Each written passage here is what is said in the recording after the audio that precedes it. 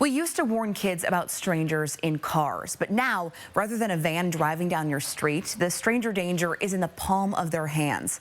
New social media platforms are popping up all the time, ones you probably haven't even heard of. So how can you stay on top of it and keep your kids safe? There's a new page in the parenting handbook, Online Safety for Kids. You know, it used to be don't talk to strangers, but now you're inviting the strangers into your house. OG Weiss has two kids, 11 and 14, who are just starting to use social media. We're a little bit older. We're not necessarily in touch with all of the social media construct that's out there. You know, we're still stuck in the Facebook realm, and the kids now are going on to a lot of different platforms. It can be hard to keep up and understand what your kids are doing and who they're talking to online. We've reported before on predators reaching out through Snapchat or Instagram. In 2024, 96% of teens ages 13 to 17 say they use the internet daily, with nearly half saying they are online almost constantly, and that number is rising every year.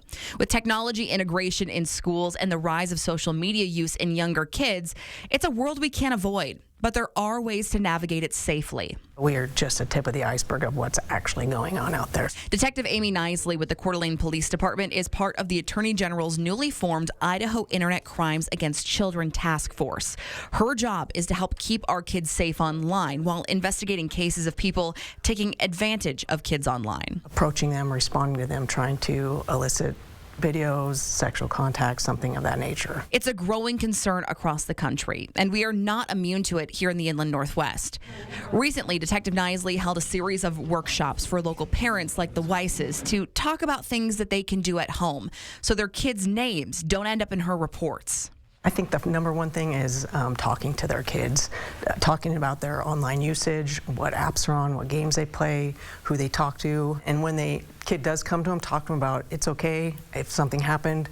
That way the kids know to tell somebody. Take a look at this chart. It was made by a county sheriff's office out in New York, but recently used by Detective Nisley to show just how many apps our kids could be on and why parents should be aware of them. You may recognize some of the apps on here, things like TikTok and Snapchat, but what about these others? Have you ever heard of Monkey or maybe Whisper?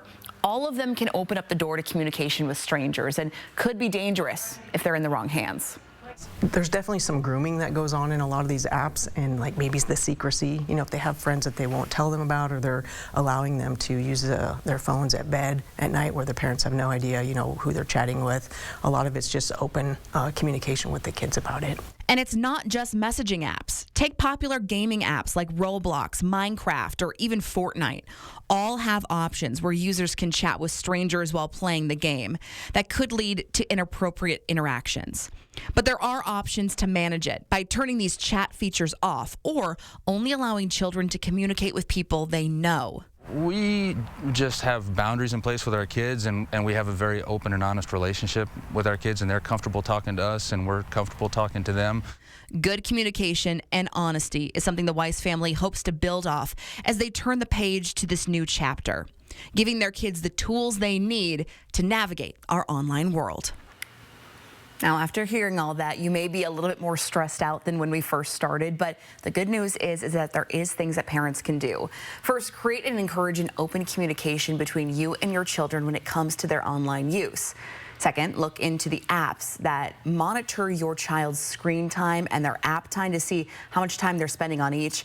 And if you see something you don't know, do your research on those apps that they use pretty frequently. This is some really scary stuff, and the knee-jerk reaction is, hey, no internet at all. Just keep my kids off of it. Yeah. But that's not realistic. Yeah, that's what Detective Amy Nisley tells me, is that it's not about restricting your kids from the internet, because in the grand scheme of our world and kind of the world we live in right now, they're going to get online in some way. So it's about giving them the tools to prepare them for success. And if you're looking for some more options about how to have those hard conversations with your kids, or kind of resources if something does happen, we have those posted on KXLY.com. Really, really good stuff there.